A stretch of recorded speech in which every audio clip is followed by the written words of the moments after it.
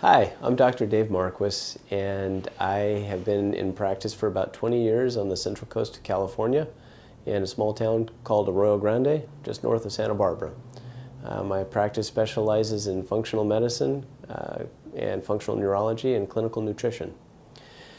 Today, my hope is that you'll leave understanding some of the aspects regarding how to overcome cognitive decline and neurodegeneration.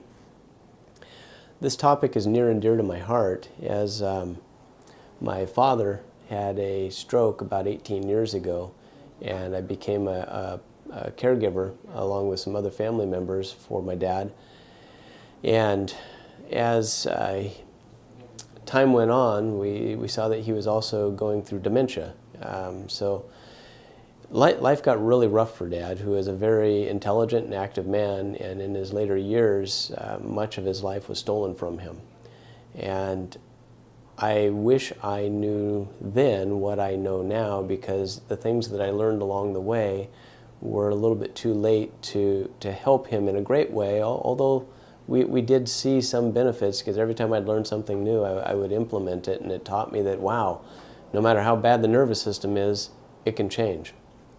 So that gave me hope to share this information with other patients so that hopefully it gets to them at an earlier stage. Today, chronic neurodegenerative diseases are beginning to overtake our healthcare system. In 2011, we saw that the dollar cost in the United States alone for neurodegenerative disease was close to $1 trillion. The estimates were Alzheimer's and dementia, $243 billion, stroke, $110 billion, TBI, traumatic brain injury, $86 billion, migraine headache, $78 billion, epilepsy, $37 billion, and the list goes on. And you think about all these disorders of chronic neurodegenerative disease, and it's really hard to find an individual who isn't either suffering with it themselves or has a loved one or knows someone who is. Alzheimer's alone is now the third largest killer in the United States. It's something that you can expect to either have yourself or certainly know someone who does. So it behooves us to understand everything that we can to prevent ourselves from going down that path. Well, I want to share with you a couple of cases that I've seen here in the office that have brought this to the forefront of my mind, even in addition to the experience that I've had with my father. Recently, I've had several teens that have come in with concussions, and they really didn't know that they'd had a concussion. They were suffering from headache, and the parents were noticing that they were dealing with some personality changes, and they were performing very poorly in school, and previously these had been A students. And in the history, going through just a few of them, one was a soccer player for the high school, and had hit a ball very hard to head it, and I asked how many times did they do that in the game typically, and the response was, about 4 or 5 times. And the parents said that this one head was hit so hard that they were surprised that he was still standing afterwards.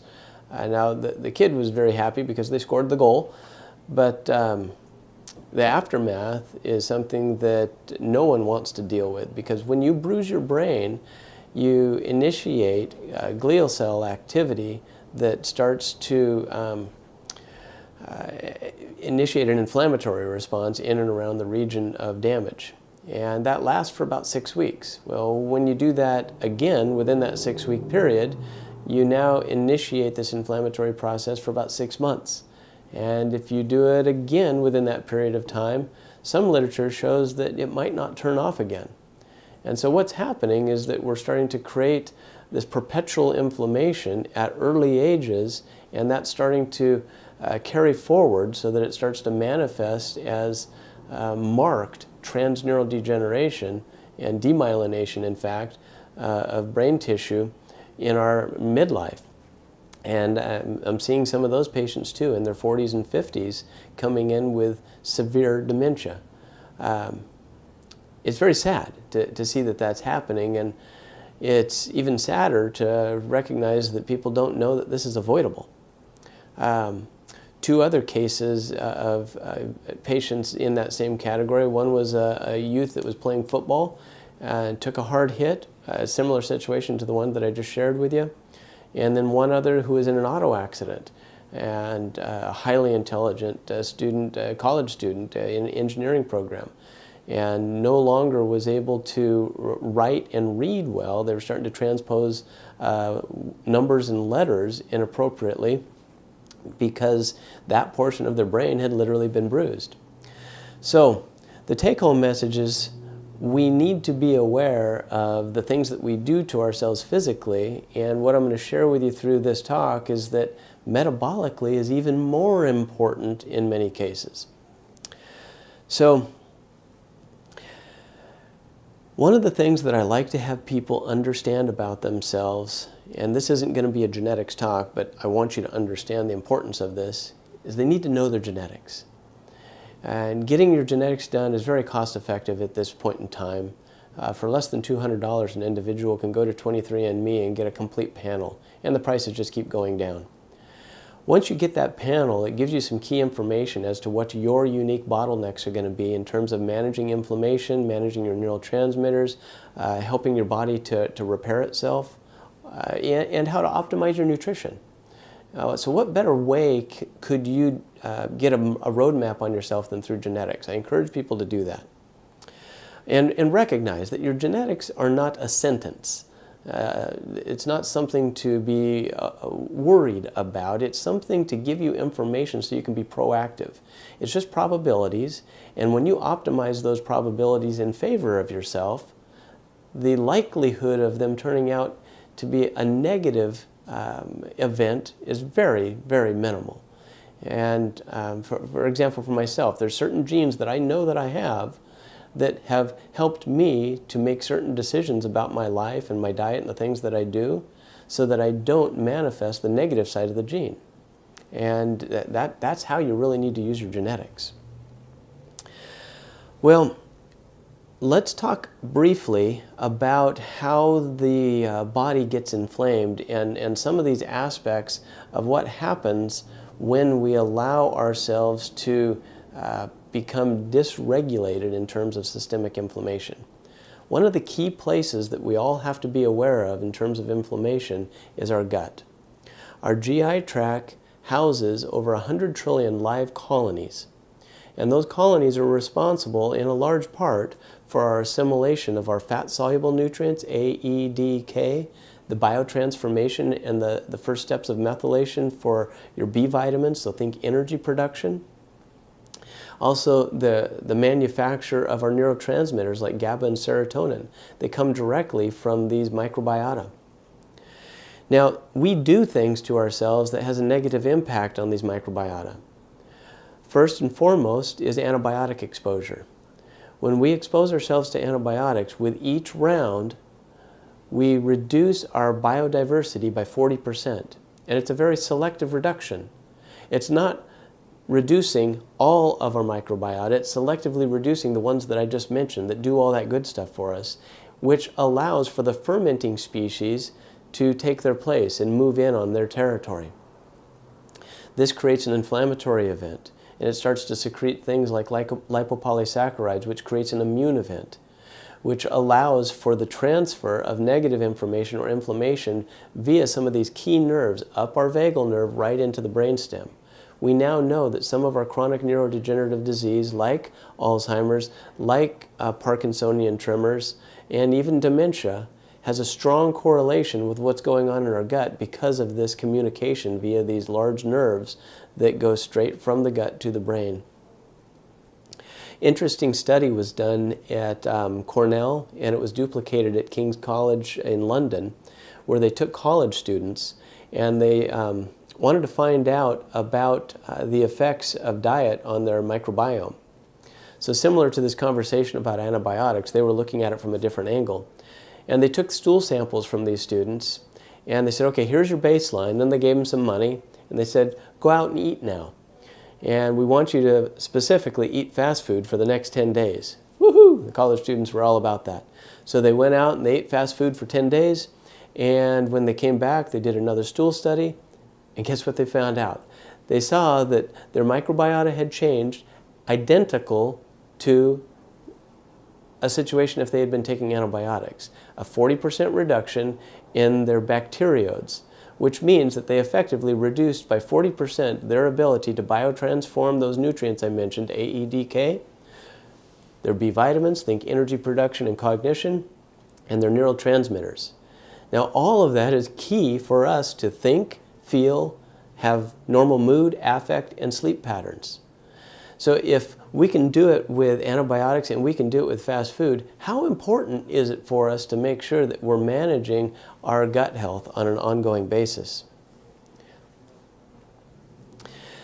So when you've lost that 40% of flora, it's not like they just come moving right back in once you've changed your diet back. In fact, they've followed these students and they followed these patients that they were looking at in the antibiotic realm for up to a year afterwards, and they found that after 12 months, they still had 40% difference. Now, they had recovered the total volume of their microbiome, only the biodiversity had shifted so that now they were just having an abundance of these fermenters. Now, think about what happens when you have a whole bunch of fermenters in your gut. How many of you have sat down to a meal and before you even leave the meal, you have to open up your belt or your pants, and it's not because of the volume of food that you ate, it might even only have been a few bites, but you start to get gassy and bloated or distended. That's a sure sign that you've got dysbiosis and overgrowth of these fermenting species and an insufficient supply of those bacterioids. So these individuals that have experienced this, and that, by the way, is most of us, they need to replenish the gut with beneficial bacteria. And the beneficial bacteria are going to be unique to that individual, but they are going to be specific to that bacterioid family. And what they've found is that there's certain members within the bacterioids that are key for certain aspects of our well-being. For example, the Bifidobacterium family, the Dentinium and the Angulatum strain happen to be very strong producers of GABA. So if an individual is having a hard time self-soothing, or their pain is getting amplified, or they're having a hard time focusing, all of that comes down in part to management of GABA, which is a neurotransmitter.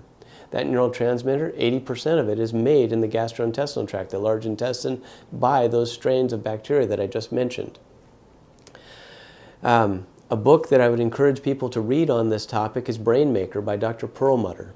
Towards the end of the book, around page 212, you're going to find a topic about doing probiotic enemas.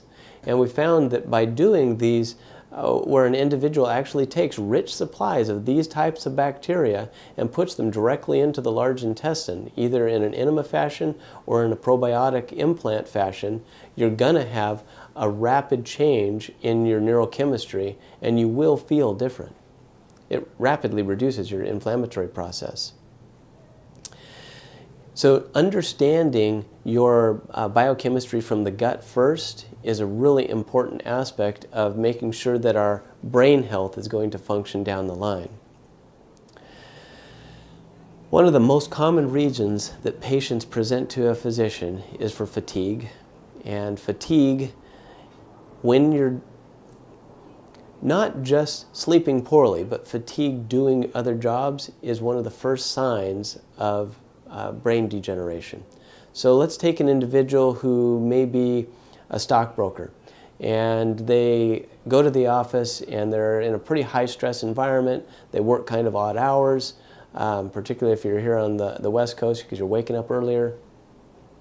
And they're sitting in front of a computer screen all day, so they're getting eye fatigue, and they're really not in an environment that's conducive to health. They're going to be pounding down those stimulating type drinks and fast foods to keep their sugar load and their stimulus high so that they're on during those moments. These are the folks that are going to start to experience some of this transneural degeneration earlier.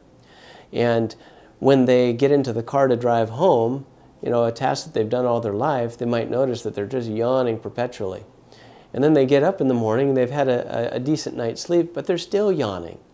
when you find that you're doing tasks that previously weren't fatiguing to you, you know that you've experienced some transneural degeneration and you're having some degeneration in the brain. And this can be even sitting down to read. Let's say you used to be a voracious reader and now you can't get through a page without starting to get nappy. Sure sign of brain degeneration. Now, as I mentioned, in terms of brain degeneration, there is quite a variety of diseases, and the biggest one that we're becoming more and more aware of is Alzheimer's, because it's increasing. The incidence is increasing. So for a moment I want to talk to you about Alzheimer's and some of the pathways that can get us there, but please recognize that these pathways aren't only the ones that will get you to Alzheimer's. They will also lead to other forms of degeneration in the brain. So in Alzheimer's, there's primarily three categories. The first one is a systemic inflammatory process, and I've kind of spoken largely about that when I talked about the gut health, and I just mentioned like the stockbroker. When our lifestyle is not conducive to keeping inflammation low, and we've allowed our gut health to go the wrong way, we are going to become systemically inflamed, and our foods then, things that didn't bother us previously, can start to become allergenic or inflammatory to us. As inflammation starts to increase and we start to absorb our nutrients in a poor fashion, we start to become nutrient depleted. And when we start to become nutrient depleted in categories like some of our key B vitamins, let's say folate, you're going to naturally see an increase in some of your inflammatory markers like homocysteine. Homocysteine happens to be neurotoxic, and it's a toxin to our vascular system. And so as that happens, we're going to start to cause more rapid damage due to elevated levels of homocysteine, and then you're going to see some of your secondary inflammatory markers like C-reactive protein, the cardiac score, that will become elevated as well. And so it starts this vicious cycle of a feed-forward effect of fire begets fire. So that's the first main method by which an individual can get there. The second method is a cousin of that, and it's called the trophic effect. Because when you start, anytime you hear trophins, think hormones. Anytime you start messing with the gut and it gets inflamed, there's a lot of activity in the gut that has to do with hormones. For example, 80% of your thyroid hormone converts from T4 to T3 between the liver and the intestines. So if your liver and intestines are inflamed because of the reasons that I just mentioned, you're gonna have some endocrine disruption in how your thyroid functions. Your ability to clear your sex hormones also as a liver and intestinal process, that's going to become compromised.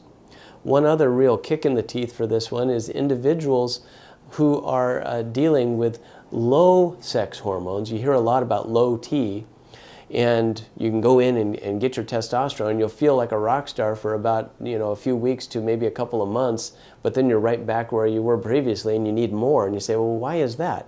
Well, it's because you didn't change the underlying process that was mismanaging your sex hormones in the first place. So when you think about the diet that we live and what impact it has on sex hormones, that topic really goes into talking about carbohydrates and insulin. Every time we eat carbohydrates, our body has to use them either for fuel, and that would mean insulin has to come out and push those carbohydrates as glucose into the cell so that we can metabolize it. But let's say you're this stockbroker and you consume your Coke on your way home from work, and you pick up some chips and salsa, and then you come home and you might have a plate of pasta there. Well, you just went carb, carb, carb, and you're not exercising that evening, and so these carbs are going to have to go someplace. They're not magically going to disappear. So your insulin spikes to try and make them go into a cell. Well, because of your lifestyle, your insulin receptors have been damaged over and over again, so the glucose can't get into the cell. Subsequently, your glucose and insulin keep rising, creating more and more inflammation. Well, guess what's inversely proportional to insulin and glucose? Testosterone and estrogen. So the higher your glucose and insulin go, the lower your sex hormones are going to become. And this creates this trophic effect. So your body now doesn't have the necessary hormones to repair itself. And you'll start to see it try and fix the process. This is when our lipids start to go up, because your LDLs are the pool from which your body draws to make your sex hormones. So you'll see your cholesterol go up, and the typical response is, oh, you got high cholesterol, we got to lower that. Well, no, your high cholesterol is the warning sign, and your low testosterone and estrogen is the warning sign that you need to change something else so that you can fix that system, get your hormones right, and start feeding yourself, your brain again. Because your frontal lobe, your ability to attend to task, is in large part regulated by the utilization of your sex hormones. So there's several different things that work there. You have to have adequate estrogen and testosterone, you have to have adequate neural transmission, you have to have adequate frequency of firing, and you have to have adequate oxygen and fuel to that region. So you can see that your sex hormones play a big role. So that trophic effect is number 2 way by which we can get to Alzheimer's or nerve degeneration. And the third effect is the one that I started this talk with, when I was talking about the kids who have hit their heads or had their bell rung a few times. Trauma and toxicity is the third route by which we can create neurodegeneration.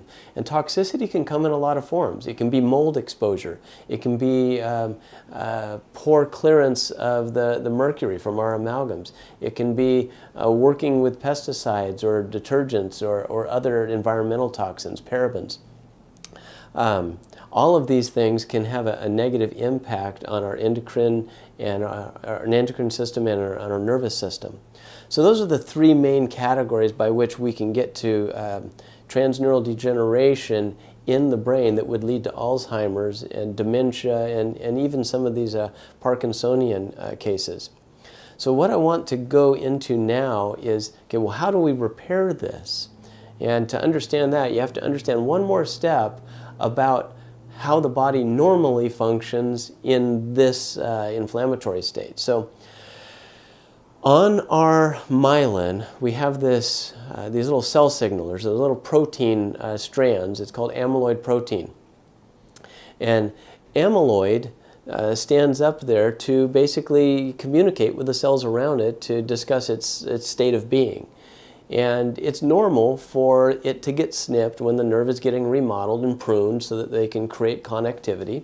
Well, if you're in an inflammatory state, your ability to snip this amyloid protein at the right level becomes damaged. And what you end up with is a bunch of shavings of amyloid precursor protein laying in the interspaces between these neurons, and this creates a clumping effect. And then the nerve starts to break down, and this other compound called tau starts to get released from the myelin, and you get these neurofibrillary tangles with the amyloid precursor protein and this tau protein, and this is one of the ways that the brain starts to degenerate. So that's the bad side. Let's look at this from what I just shared with you on the carbohydrate conversation, and I was talking about carbohydrates and testosterone. Well, carbohydrates and insulin also play a role in this remodeling effect in the brain. Turns out that there's an enzyme responsible for cleaving this amyloid protein, and it's called a secretase. Well, secretase also works on denaturing insulin. So if your insulin is high, too high in fact, and your insulin receptors are damaged, and it's still trying to push that glucose into the cell and it can't get there anymore because of nerve damage, that secretase is going to be released and it's going to try and reduce the insulin to try and save your body so that your inflammation comes down. Well, if you're using all of your secretases for reduction of insulin because your diet is too high in carbs, you're never going to be able to remodel your brain. And so the process self-propagates. So this is how you tie these things together when we're looking at diet, hormones, and neurodegeneration. It's really all the same topic, and it has to be looked at in that sense. So the earlier we can capture this process in play, the faster we can turn it around.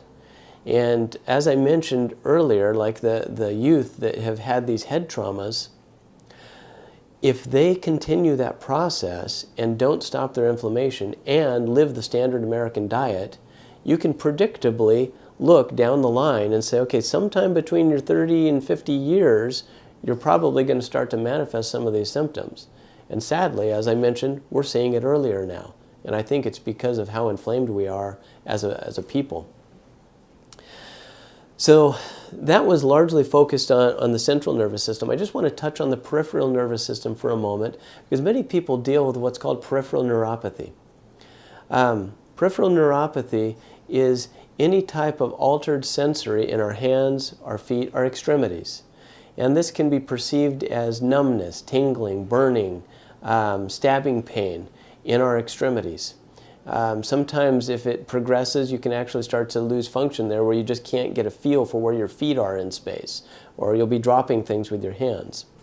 There's a variety of ways that we get there. I shared some with you already, but each person is going to be individual as to how they got there. The commonality of those, though, has a spot right here within our gut, which I mentioned previously, and also in how we manage our fats. So there's two drug families that I want to touch on to let people know that they need to be aware of the risks inherent with utilizing them. I talked about the bacteria that are supposed to thrive in our gut, and I talked about how as we use antibiotics or eat poorly in the fast food realm, it naturally reduces the beneficial bacteria that do all the biotransformation, and it allows for those fermenters to start to increase. Well, as those fermenters start to increase, they literally start to move north. So you may have heard of things like SIBO, small intestinal bacterial overgrowth, or you may have experienced yourself heartburn or reflux, GERD, gastrointestinal reflux. Those types of situations start to happen when our flora starts to migrate north, and it starts to put pressure on our cardiac and pyloric sphincter. Those are the sphincters that keep the juices within our GI tract.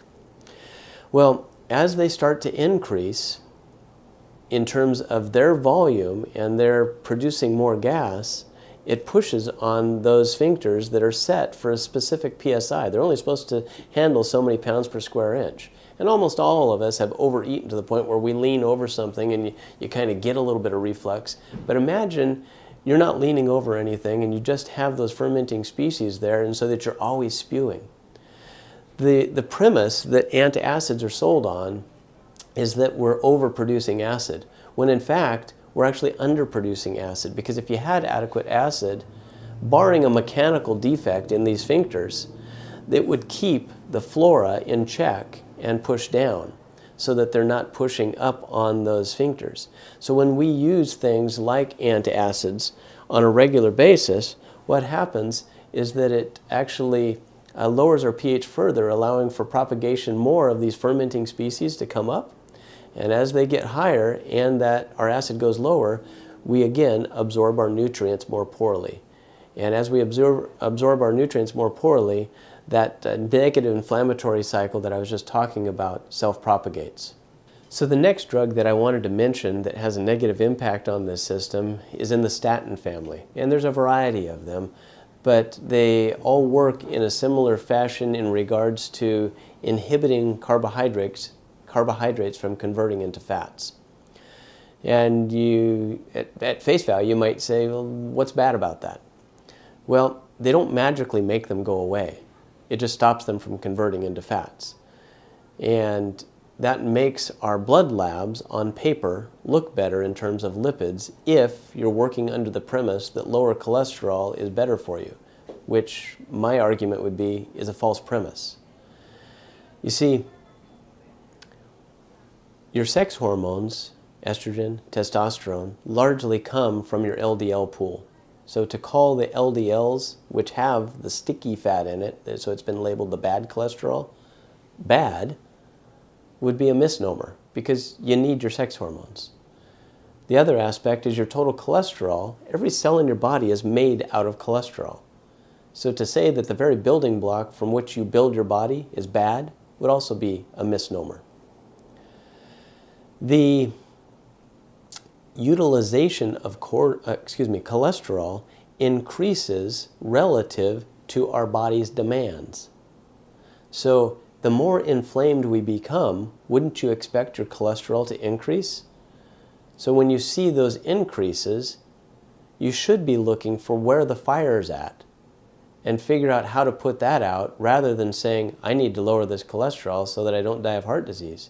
Because that's although it's sold as a strong correlation, that's not playing out.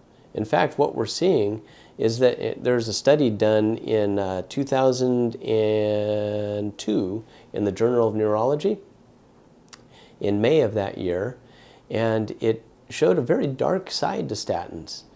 Anytime an individual uses a statin, it has the effect that I just mentioned, so it will lower the numbers and things will look great on paper, but because you're now no longer making cholesterol, your rate of repair drops, and because the carbohydrates that you consumed didn't get turned into something else, they keep cycling, something else happens to that. When carbohydrates cycle perpetually, that creates inflammation in terms of elevating blood sugar and insulin. So we now know that over 10 years use of statins, you will see predictably a 1,600% increase incident, not just risk, but incident of diabetes and peripheral neuropathy. So you're trading a hopeful effect on cardiovascular health for a guaranteed effect on diabetes and peripheral neuropathy. In other words, we're going to cook our nervous system and we're going to fry our vessels. That's not a fair trade-off to me. A better approach would be to understand why an individual is needing to have more cholesterol. Why is the body doing it? And it's usually because they're inflamed. So if you go back to the things that we were just talking about and stop those processes, the inflammation goes down and the body will acclimate to a more appropriate level of lipids. You really cannot build on a burning building. So when we're looking at an individual who is inflamed, it's so important to address these processes first before we initiate the repair. That's why I've taken the time to discuss gut health and dietary health, and I'm going to go into a little bit more on dietary health in just a moment, but I really want to pound that in.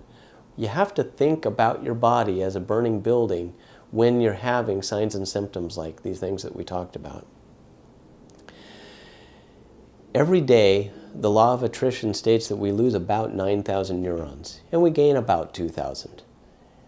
What we do on a daily basis in terms of activity really dictates how efficiently we're using those, because the brain's always pruning itself, the nervous system is always pruning itself. And it's important that we're optimizing those that we're gaining and helping to clear out those that we're losing in an efficient fashion. If we don't, we become that guy, the brain fatigue guy, the stockbroker that has overworked himself and poorly fed himself and allowed for his inflammation just to exceed his body's capacity to manage it.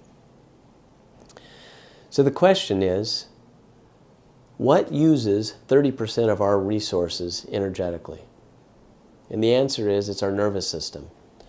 The nervous system uses 30% of the fuel that we put into it.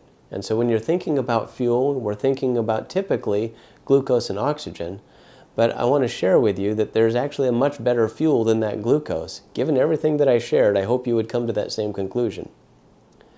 When we're mismanaging it, though, we start to have the potential to damage our nervous system, and I've established that. What I haven't really touched on is the types of nerves that can become damaged. So I mentioned individuals that deal with peripheral neuropathy might have some of these altered sensations. Well, we have nerves that carry sensory information. So think fine touch, pinprick, vibration, pressure, heat, cold. We have nerves that are called motor neurons, and those nerves allow us to function, move our hands, move our body appropriately. And we have those that carry information to our vessels and to our organs. Now, any or all of these are susceptible to transneural degeneration. And so anytime you're experiencing inflammation and some of these patterns of transneural degeneration, you have to determine how deep down the rabbit hole you've gotten. How many different nerve families are getting recruited so that you can start to turn that process around. The crossroads between vascular disorders and cognitive disorders are very close. They're intimately entwined. And so when we look at our brain versus our body, we're really looking at the same thing, because what helps one is going to help the other. Excuse me. Dr. Dale Bredesen, whom I've had the opportunity to learn quite a bit from, wrote a book recently, Reversing Alzheimer's. He's published several different studies out of UCLA, and I would encourage you to read those. Very inspiring research. And the research has shown that reversal of neurodegenerative disease is not only possible, but it's predictable. There's roughly 7 different stages in Alzheimer's specifically. His research has shown that if you can address an individual by the 4th stage, you're actually 80% likely to reverse their dementia, get them back into functionality. He does volumetric brain studies with the MRI that allows you to see how much brain mass has been lost due to the transneural degeneration. And his studies have shown that he can take an individual from the 17th percentile up to the 80th percentile over the course of about 18 months by the processes of stopping the inflammation that led the person there. So that's key. You have to find out what unique pathway they came down, feeding the brain appropriately, giving it appropriate fuel, and then giving the brain a job. So let's talk about the fuel. We talked enough about stopping the inflammatory process and that there's key pathways for people, so suffice it to say that you need to know what those are. The fueling process that was seen across the board to be the most effective for all 3 pathways, remember what those were? We got the inflammatory pathway, the trophic pathway, and then the toxic traumatic pathway. So regardless excuse me, of what pathway you got there by, the reversal in terms of diet is going to be minimizing your carbohydrates and optimizing your fats, and they call this ketosis. Many times when people hear ketosis, they think proteins, and I want to tell you that's the wrong premise. True ketosis and healthy ketosis is led with fats.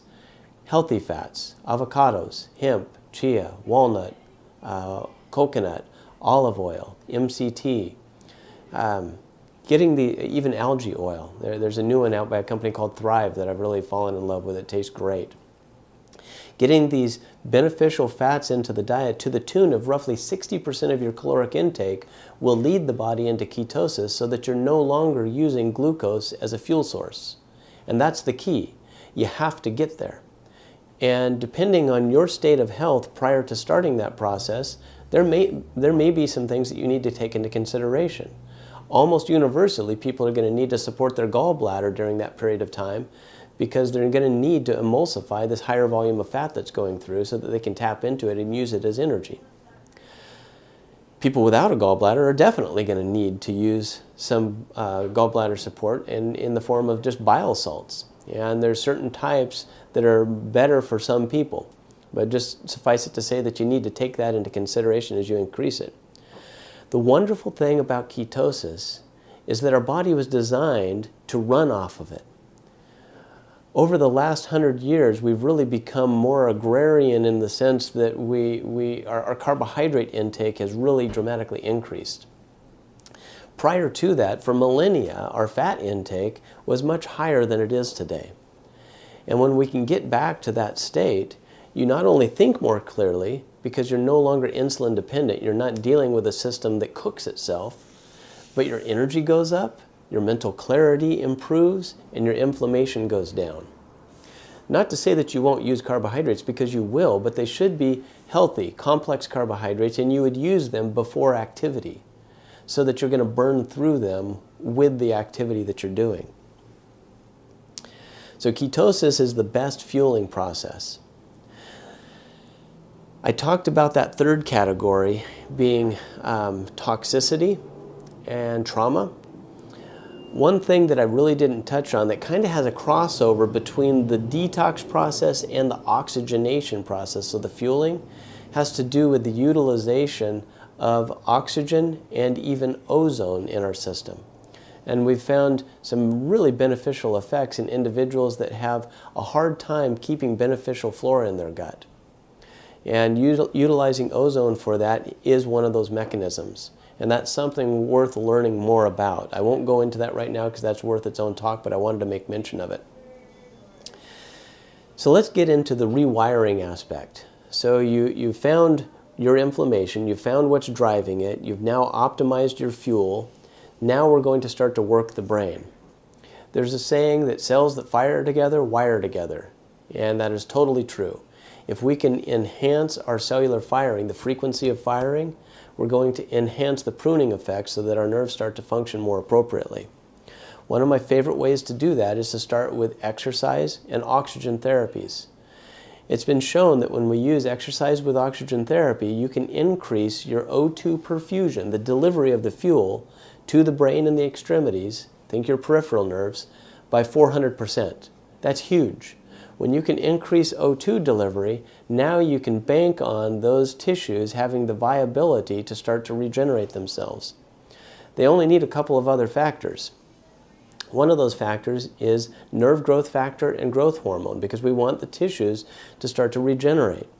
Well, there's a device that we've found that I've fallen in love with called the Vasper that allows us to increase nerve growth factor and growth hormone by 300%. And it does it in this manner. It's literally an exercise bike that has some compression bands. And so you wear compression bands on your large muscle groups. You put some on the arms and some on the legs. And these compression bands have cold water that circulate through them. The idea there is that by compressing the muscle while exercising, it causes the body to release more lactic acid than it could do on its own. But because it's cooled, that lactic acid becomes degenerated or inactivated in the sense that it's no longer going to create muscle inflammation.